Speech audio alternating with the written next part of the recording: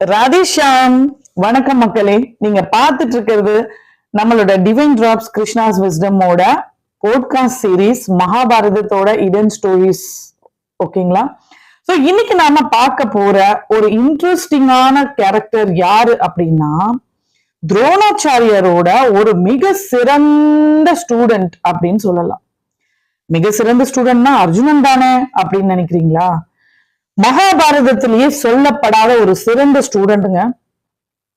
ஓகேவா? அவன் பேரு எக்லாவியா. அதாவது குரு மரியாதை, குரு தட்சணை, குருவுக்கு சமர்ப்பணம்ன்றதுக்கு இந்த வார்த்தைகளுக்கெல்லாம் ஒரு பெஸ்ட் எக்ஸாம்பிளா நம்ம ஒருத்தரை சொல்லணும்னா அது கண்டிப்பா இந்த எக்லாவியாவை தாங்க சொல்லணும். இந்த எக்லாவியா யாரு? அப்படி என்ன அவன் கிட்ட ஒரு சிறப்பு, இவ்வளவு சிறப்பா பேசுறதுக்குன்னு கேக்குறீங்களா? கண்டிப்பா சொல்றேங்க. நீங்க கூட இருந்து இந்த வீடியோ ஃபுல்லா இந்த கண்டென்ட்டை கேளுங்க, சரியா? ஏன்னா இந்த இத்திஹாச கதைகள் எல்லாம் தெரிஞ்சுக்கிறது ரொம்ப முக்கியங்க. எல்லா இத்திஹாச கதையிலுமே ஒரு மாரல் லெசன் நம்ம லைஃப்க்கு இம்ப்ளிமெண்ட் பண்ண கடவுள் கொடுத்திருக்காரு. சோ அதனால இது எல்லாமே நம்மளுக்கு முக்கியம். சோ என்ன நடக்குது அப்படின்னா, இந்த எக்லாவியா அப்படிங்கிறவன் ஒரு பழங்குடி மகன், காட்டுல இருக்க காட்டுவாசி, ஒரு பழங்குடியின குலத்தை சேர்ந்தவன். அவன் ஒரு காட்டுல வசிச்சுட்டு இருக்கான். அவனுக்கு மனசுக்குள்ள என்ன ஒரு ஆம்பிஷன், ஆசை அப்படின்னா, இந்த உலகத்திலேயே நான் ஒரு சிறந்த வில்லாளி ஆவேன் அப்படின்னு சொல்றான். சோ அவனுக்கு அதை பத்தி அவன் யோசிக்கிறான். நான் எப்படி சிறந்த வில்லாளி ஆகணும்னா நான் யாரை அப்ரோச் பண்றது, யார் என்னோட குருவா இருப்பா, எந்த குரு கிட்ட நான் கத்துக்கிறது, இப்படி எல்லாம் பல கேள்விகள் அவன் மனசுல இருக்கு. அப்ப அங்க இருக்க மக்கள் சொல்றாங்க, இப்ப இருக்க காலகட்டத்துல சிறந்த ஆசான்னு சொன்னா அது துரோணர் மட்டும்தான். துரோணாச்சாரியா கிட்ட நீ சேர்ந்து வில்வித்தை கத்துக்கிட்டேன்னா சிறந்த வில்லாளி ஆகலாம்னு சொல்றாங்க. சோ அதை கேட்டு இந்த எக்லாவியாவான சிறுவன் துரோணரை தேடி போறான். துரோணர் கிட்ட ஆச்சாரியாரே வணக்கம்னு சொல்லி அவருக்கு சமர்ப்பணம் பண்ணி நமஸ்கரிச்சு அவன் அவனோட ரெக்யர்மெண்ட்டை சொல்றான். இந்த மாதிரி நான் ஒரு சிறந்த வில்லாளி ஆகணும், எனக்கு நீங்க கத்து கொடுக்கணும் அப்படின்னு சொல்றான். அப்ப துரோணர் ரொம்ப ரிஜெக்ட் பண்ணிடுறாரு.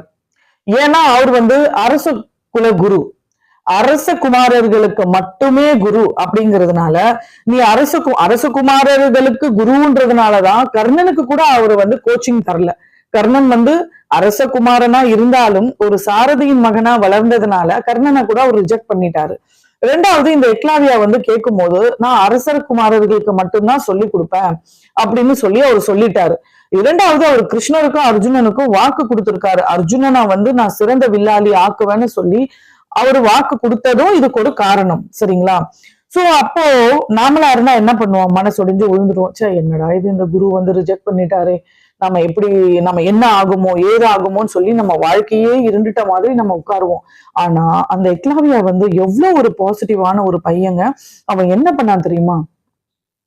ரொம்ப ஆச்சரியமான விஷயம். அவன் என்ன பண்ணா, குரு என்னை ஏத்துக்கலன்னா என்ன, நான் குருவா என்னோட குருவா ஏத்துக்கிறேன் அப்படின்னு சொல்லிட்டாங்க. எவ்வளவு பெரிய மனசு பாருங்க, அவ்வளவு பெரிய வைராக்கியம் பாருங்க. இதெல்லாம் நம்ம லைஃப்க்கு கத்துக்க வேண்டிய விஷயம் பிசிக்கலி. சோ அவன் சொல்லி என்ன பண்ணிட்டான், அந்த குரு அரசகுமாரர்களுக்கு தான் சொல்லி கொடுப்பேன்னு சொல்லிட்டாரு, எனக்கு சொல்லி தர மாட்டேன்னு சொல்லிட்டாரு. அவர் என்னை ஏத்துக்கலன்னா என்ன, நான் அவரை என்னோட குருவா ஏத்துக்கிறேன் அப்படின்னு சொல்லிட்டு அவன் என்ன பண்ணிட்டான், அந்த துரோணாச்சாரியாரோட உருவத்தை அவனே மண்ல ஒரு சிலையா உருவாக்கிட்டான். அவனோட குடிலுக்கு முன்னாடி துரோணர் அப்படியே உட்கார்ந்துட்டு இருக்க மாதிரி ஒரு சிலைய உருவாக்கிட்டு தினமும் அந்த துரோணாச்சாரியார நினைச்சு அவரை குருவா நினைச்சு வணங்கி செயல்பட்டு அந்த சிலை முன்னாடி அவனோட ஆர்ச்சரி பிராக்டிஸ் பண்ணான், வில் வித்தைகளை பிராக்டிஸ் பண்ணான். மழையா இருக்கட்டும், வெயிலா இருக்கட்டும், குளிரா இருக்கட்டும், பனியா இருக்கட்டும், எது இருந்தாலும் அவன் டிஸ்டர்பே ஆகாம அவனோட கோல் ஓரியன்டட், அவனோட எண்ணம், அவனோட இலக்கை நினைச்சு அவன் ஓடிட்டே இருந்தான். ஒரு நாள் என்ன ஆகுது, அந்த அடர்ந்த காட்டுக்குள்ள கிருஷ்ணர், துரோணர், அர்ஜுனர் 3 பேரும் வராங்க. சுத்தி நாய்கள் பயங்கரமா குறைச்சிட்டே இருக்கு. அப்போ கிட்டத்துல அவங்க கிராஸ் பண்ணி இந்த நாய் ரொம்ப டிஸ்டர்ப் பண்ணுதுன்றதுனால என்ன பயந்துட்டே அவங்க வந்துட்டு இருக்காங்க. வந்த உடனே பார்த்தா ஒரு நாயோட வாயில 4 அம்புகள் குத்தப்பட்டிருக்கு. அந்த நாயால கொலைக்க முடியல. அத பார்த்த உடனே துரோணர் பயங்கர அதிர்ச்சி ஆயிட்டார். ஒரு நிமிஷம் அப்படி தலை சுத்தி நிக்கிறாரு. அர்ஜுனனும் அதிர்ச்சியா பாக்குறான், கிருஷ்ணரும் அதிர்ச்சியா பாக்குறாரு. என்ன இது, யாரு இந்த மாதிரி வேலையை செஞ்சிருப்பா?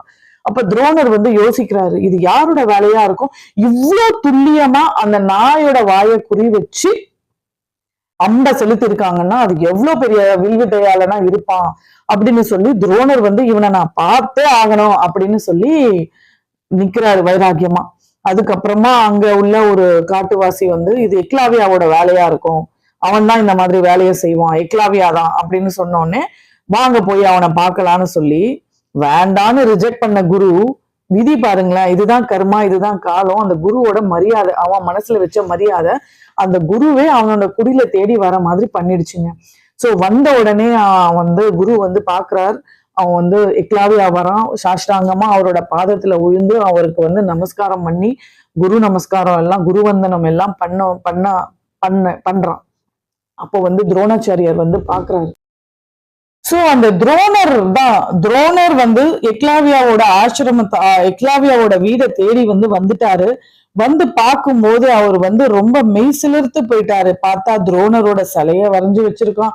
சாஷ்டாங்கமா அவன் வந்து நமஸ்கரிச்சு, யார்கிட்டப்பா நீ இதெல்லாம் கத்துக்கிட்ட, இவ்வளவு துல்லியமா நீ வந்து அம்பு செலுத்துற அப்படின்னு சொல்லும் போது துரோணர் கிட்ட அந்த எக்லாவியா சொல்றான், என் குருவே நீங்க தான் ஐயா, நீங்க தான் என் குரு, நீங்க என்னை ஏத்துக்கலன்னா என்ன, நான் உங்களை என் குருவா ஏத்துக்கிட்டு தான் நான் உங்க முன்னாடிதான் தினமும் நான் சாஷ்டாங்கமா நமஸ்கரிச்சு நான் வந்து இதெல்லாம் பண்றேன், பிராக்டிஸ் பண்ண, அது எனக்கு இவ்வளவோ கத்து கொடுத்துருக்குன்னு சொல்லும் போது துரோணர் பயங்கரமா ஷாக் ஆயிட்டாரு. அதுக்கப்புறமா அவருக்கு மனசுக்குள்ள ஒரு ஃபீல், ஒரு நம்மள நினைச்சு ஒரு மாணவன் இவ்வளவு சிறப்பா இருக்கான்னு சந்தோஷப்படுறாரு. ஆனா கிருஷ்ணர் கிட்டையும் அர்ஜுனன் கிட்டையும் அவர் கொடுத்த வாக்கு அங்க வந்து அவருக்கு நிக்குது. சோ அவங்க என்ன வாக்கு கொடுத்தாங்க அப்படின்னா, அர்ஜுனனை தான் நான் உலகத்துக்கே சிறந்த வில்லாளி ஆக்குவேன் அப்படின்னு அவர் வாக்கு கொடுத்திருக்காரு. அதனாலதான் கர்ணனை கூட அவர் வந்து சேர்த்துக்கல. சோ இப்ப இந்த எக்லாவியா வந்து நேத்து முளைச்ச காளா மாதிரி வளர்ந்து வரானே, அதுவும் இவ்வளவு சிறப்பா இருக்கானேன்னு சொல்லி அவர் இன்னும் கன்ஃபியூஸ் ஆயிட்டு, அதுக்கப்புறமா அந்த வாக்கு கொடுத்த வாக்க மாறக்கூடாது இல்லையா, சோ அதனால அவர் என்ன நினைக்கிறாரு, என்ன பண்றாருன்னா, எக்லாவா கிட்ட குரு தட்சணியா அவனோட வலது கட்டை விரல கேட்கிறாரு. அதை கேட்டு இவரு வந்து சூழ்ச்சியா கேட்கிறாரு. அந்த வலது கட்டை விரல் தான் ஆர்ச்சரிக்கு வந்து ரொம்ப முக்கியமானது, அதை எடுத்துட்டா அர்ஜுனனை ஜெயிக்க வச்சிடலான்னு சொல்லி அவரு கேட்கிறாரு. ஆனா எக்லாவியா எதையுமே யோசிக்காம வந்து கேட்ட உடனே அவனோட அந்த அன்பை எடுத்து அதுலயே கிழிச்சு அவரோட கால் திருப்பாதத்துல அவனோட கட்டை விரலை வச்சுட்டான். குருவுக்கு இது அர்ப்பணம் அப்படின்னு சொல்லி.